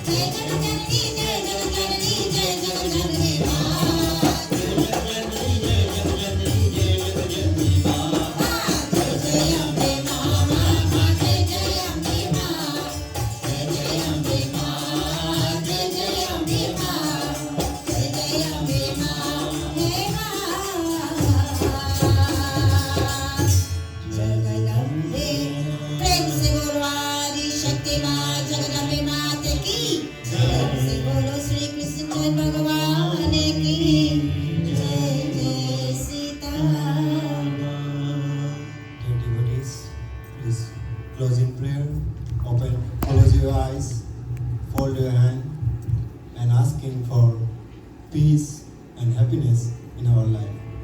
Om Bande Devamapatim Suraguru Bande Jagakaranam Bande Pannagabhosanam Regadaram Bande Pasuram Padim Bande Surya Shankha Vandivenam Bande Mukunda Priyam Bande Bhaktajanasrayam Javaradam Bande Shivam Sankaram Vasudeva Sudam Devam Kamsajaruramardanam Devaki Paramanandam Krishnam Bande Jagadgurum Tameva Mata Chabita Tameva Tameva Bandhoscha Sakha Tameva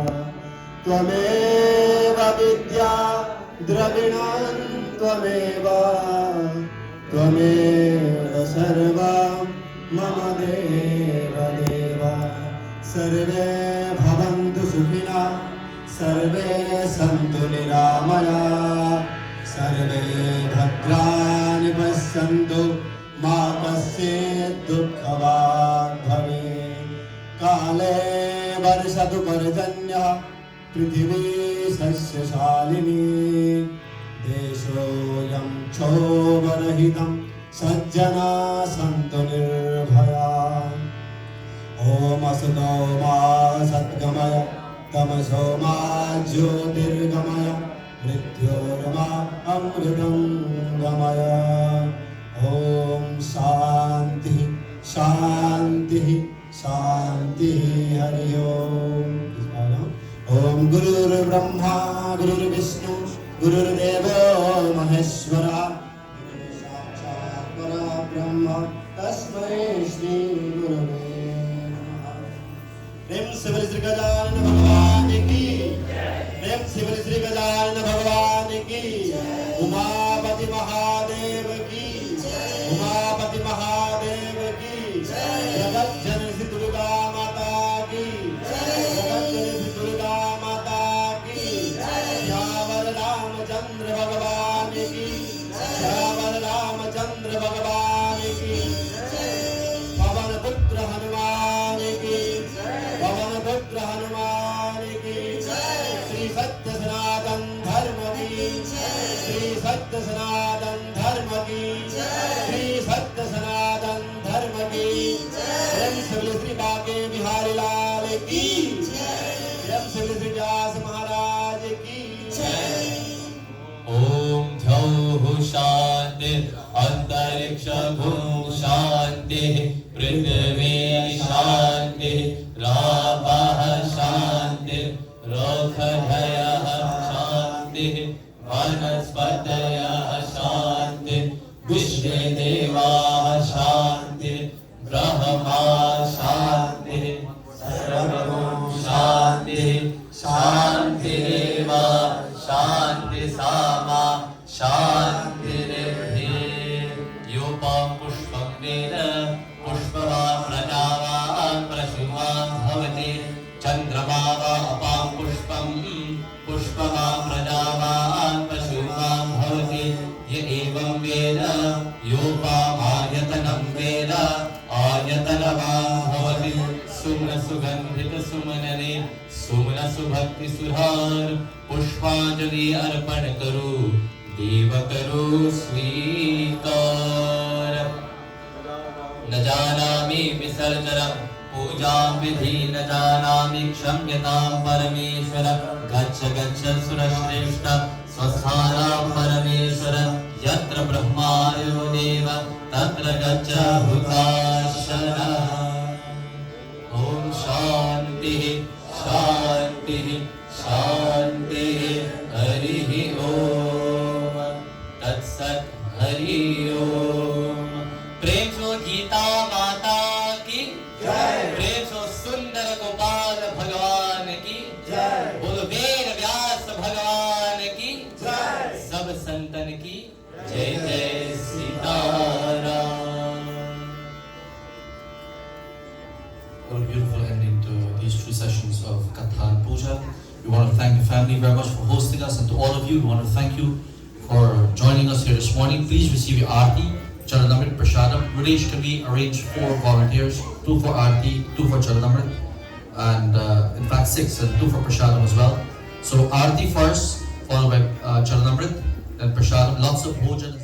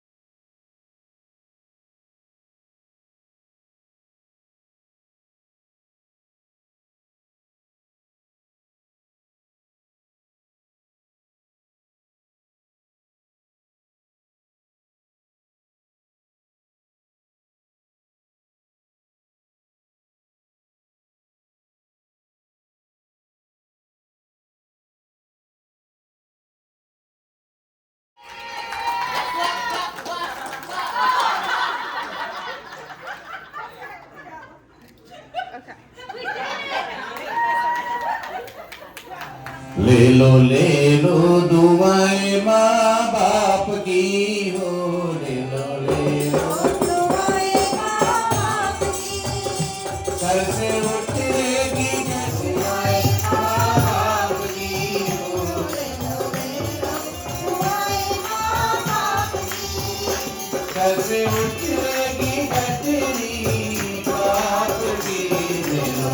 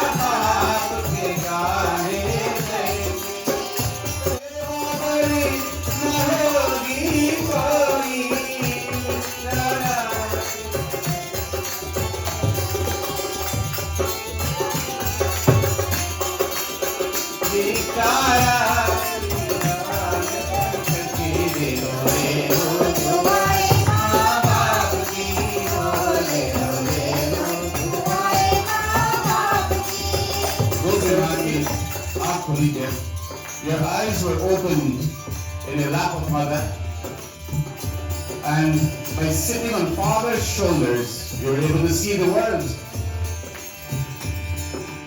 There is no greater seva, duty in life than honoring them both. Mata pita ki charan chune jo char dham tirat bal paave, char dham tirat bal paave. There are many of us who will go to remote parts of the world. You go to places of pilgrimage.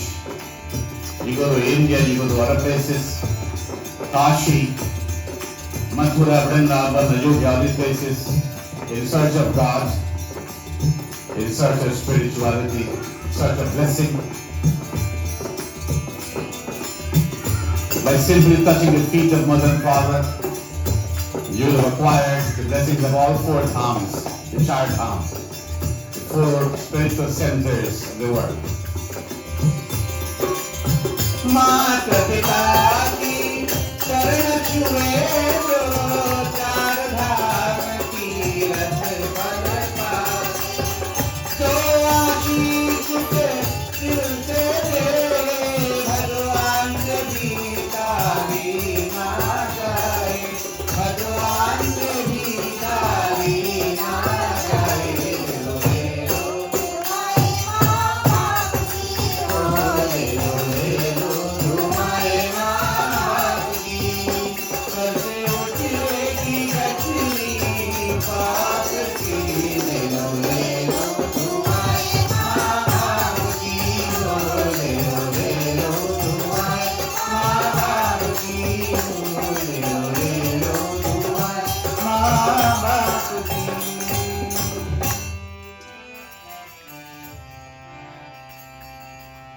You want to thank all of you for your Everybody, all these friends and families here in Mass to honor my grandparents and the rest of our family.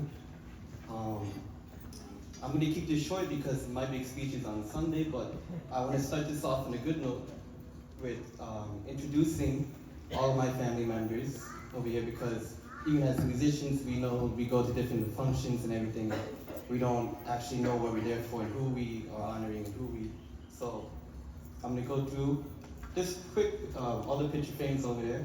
On the left is my grandma, the great Rambhajan. She, to me, in my head, is the embodiment of unconditional love.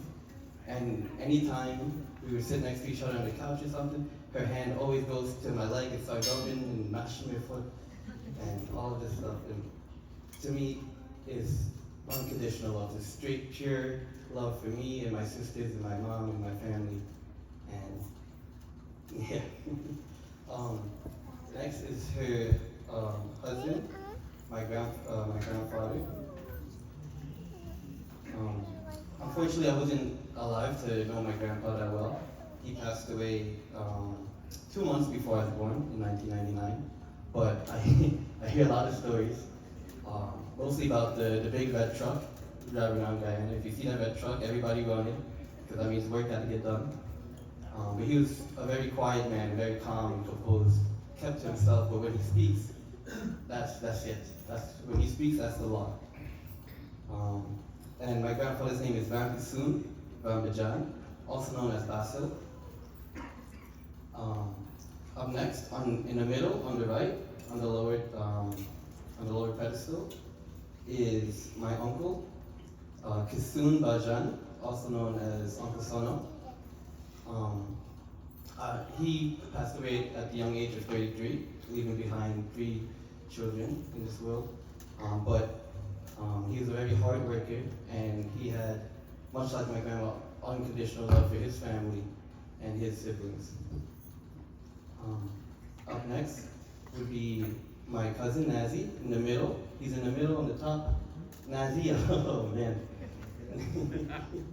Nazi was such a great guy. I know if he was alive today, he would have been here since 2 weeks back, cleaning up this man there with us and helping us cook and everything, going back and forth and driving everybody in the big church van. Nazi unfortunately passed away at a young age, in his 40s. He left behind 4 beautiful kids. Alan, Dylan, Shane, and Karina. And then up next, we have my uncle, Carlo. He's on the left. And Uncle Carlo passed away pretty recently, within the last year or 2. And Carlo is, from putting the stories together, he took much after my grandfather, and very strict. Where my grandma was the embodiment of unconditional love, Uncle Carlo would be the embodiment of truth. He'll tell you how it is, plain flat. But just a quick introduction to our family and the members who can't be here to honor my grandparents with us. And throughout the 3 nights of the Yagna, we have all of my little cousins the same Nazim kids I mentioned before, and Akash and Dave. They're gonna give like little 30-second memories of their grandma, and if they want to do their dad too, or whoever. But just so you guys have some knowledge of